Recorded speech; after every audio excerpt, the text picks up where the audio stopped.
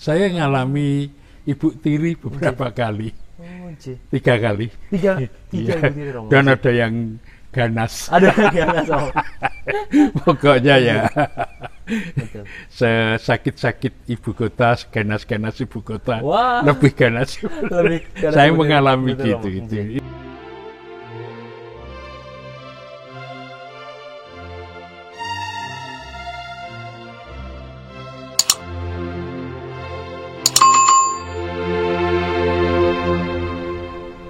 Sasa Sarapan Sabda, hari ini senang sekali dapat berjumpa kembali menyapa Anda semua dalam edisi Sarapan Sabda, bincang-bincang santai bersama dengan seorang Romo, Imam Keuskupan Agung Semarang. Beliau adalah Romo Dominikus Bambang Sutrisno PR.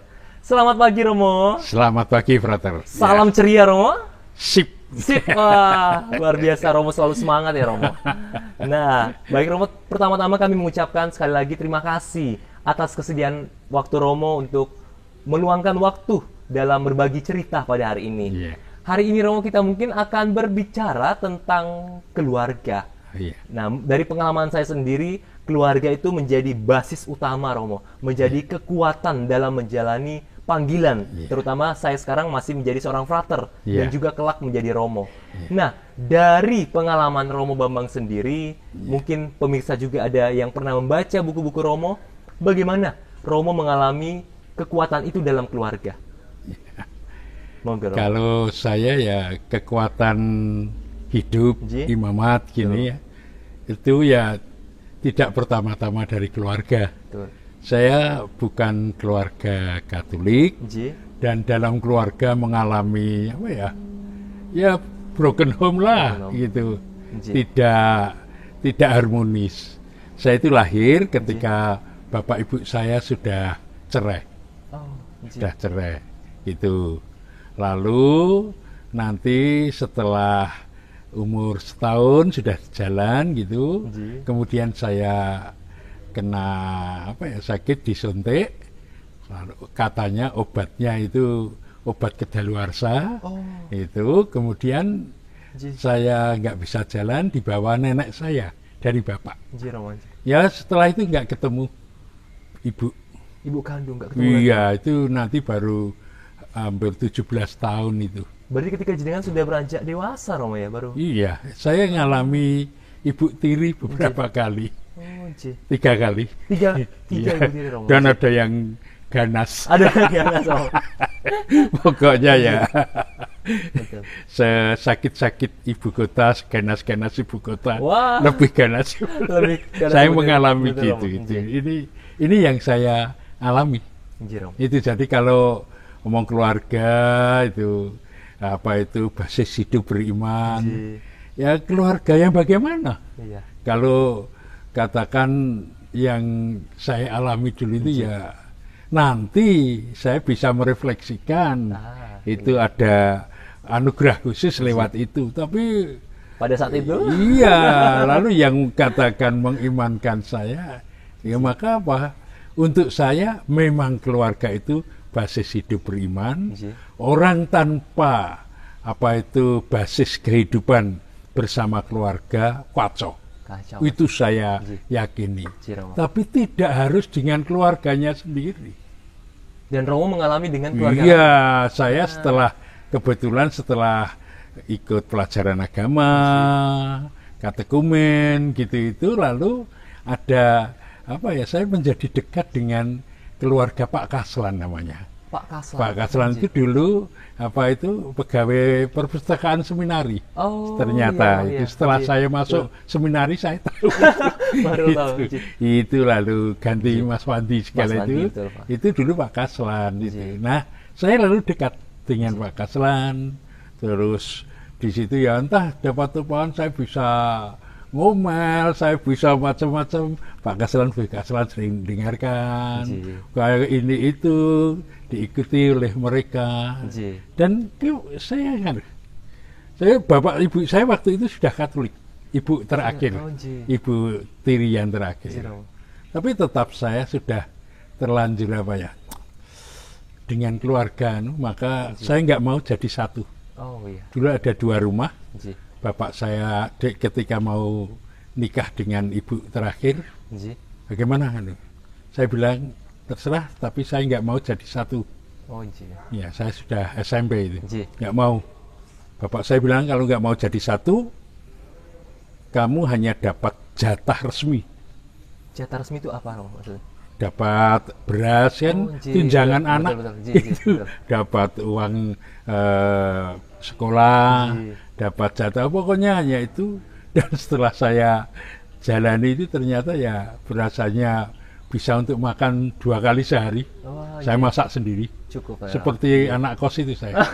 Saya jalani aja walaupun anak tunggal saya. Betul. Dari bapak. Pokoknya lebih bahagia nggak campur orang tua. Lalu teman banyak gitu itu ya sering kali ikut makan ya cepat habis. Lalu ya sering cari uang sendiri, tapi lalu saya dekat dengan keluarga itu. Kemudian kebetulan dengan anak-anak kecil-kecil yang pelajaran agama, yang mau jadi Katolik, anak-anak Katolik itu saya dekat juga. Lalu seperti adik-adik saya, kalau dengan saya, seperti saya punya keluarga baru. Iya. Karena apa? Orang tua, keluarga dari anak-anak itu. Lalu dengan saya juga senang. Itu. Saya diterima. Maka mereka tahu kekerasan saya, nggak mau dengan mereka tahu latar belakang itu ya. Itu lalu seringkali ya saya diberi sayuran, sudah seperti Romo paroki ya. Jadi semenjak kecil sudah mengalami jadi Romo paroki SMA gitu. Tapi itu saya dapat keluarga, dan dari situ kemudian entah ya, karena seperti Pak Kaslan itu dekat, ternyata saya bapak nyuruh apa, saya bisa bantah. Kamu masuk SMA di Brito. Saya diterima. Enggak mau Romo. Enggak mau. Tapi kemudian Pak Kaslan, Nak Bambang lebih di Brito nggih. Iya Pak. Ternyata nanti saya baru tahu bapak saya sudah tidak seperti belum Katolik. Sebelum Katolik sering menangani saya. Keras. Tapi setelah jadi Katolik tidak pernah. Itu. Dan ternyata mau apa-apa lewat Pak Kaslan. Pak Kaslan itu Romo ya. Itu jadi apa itu nggak harus keluarga sendiri. Kalau nyatanya keluarga sendiri itu buat apa ya? Broken? Ya nyata itu ada keluarga lain. Itu. Jadi bagi Romo itu keluarga bukan hanya soal hubungan darah Romo ya. Iya. Apalagi setelah jadi lalu saya itu ketika jadi Katolik saya terkesan dengan kata-kata siapa ibuku, siapa saudaraku, siapa yang melakukan kehendak Bapakku di surga, itu omku, tanteku, bapakku, dan itu saya ucapkan gitu. Waktu itu ada perhelatan, bapak saya datang dengan ibu, terus ada bang itu bapak ibumu datang nih. Saya waktu itu jawab apa? Siapa ibuku? Siapa? Terpenuhi pesan Injil itu Romo. Mereka tertawa semua, bapak ibu. Tapi itu bahwa itu ternyata benar. Gitu. Ini. Ya, lalu tadi Romo menceritakan bagaimana mengalami keganasan ya Romo dari Ibu Tiri. Lalu apakah Romo tidak merasakan yang namanya luka batin itu Romo? Kalau itu kan ya di sini lalu muncul keganasan batin.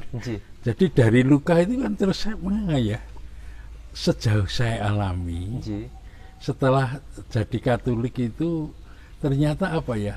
Saya dulu kan terus pelajarannya itu seringkali kan yang ngajar saya ya ada Romo. Suster saya setiap ada pelajaran agama dimanapun ikut saya itu. Pokoknya kumpul orang itu senang saya. Lalu itu dari bapak yang sederhana, yang ngajar di kampung itu saya terkesan itu. Pokoknya doa. Dan doa itu ya ada pikiran apa, perasaan apa, bayangan apa, diomongkan dengan Tuhan sambil nyapu, sambil nonton, mendengarkan radio atau jengkel pada orang. Dalam hati omong gitu. itu saya itu terkesan. Terkesan selalu. Iya, sehingga ini yang terjadi. Nggih. Terbiasa omong dengan Tuhan batin dan spontan. Nggih. Tuhan saya jengkel. Kalau ada Tuhan itu ibu saya itu omong itu. Betul. Itu entah ya, hati sambung terus itu. Nggih. Entah, itu saya kemudian setelah nanti berkembang, setelah jadi imam, itu baru saya bawah sadar itu sambung dengan Tuhan, karena yang ada dalam hati adalah roh. Roh itu. Setiap orang, tubuhmu adalah bait roh, dan itu relung hati singgasana. Maka kalau saya sehingga itu roh. Ya, lalu penyembuhannya bukan karena saya ikut retret. Penyembuhan luka batin. Bukan karena saya. Tapi itu karya roh. Spontan sebetulnya. Dan itu secara alami kalau orang bisa terbiasa punya sambung batin dengan itu, lama-lama saya nanti nemukan cerita-cerita doa sepanjang masa itu. Ndaklah engkau berdoa tanpa henti, Pak. Itu kalau nggak keliru Lukas pasal 18 atau berapa itu real.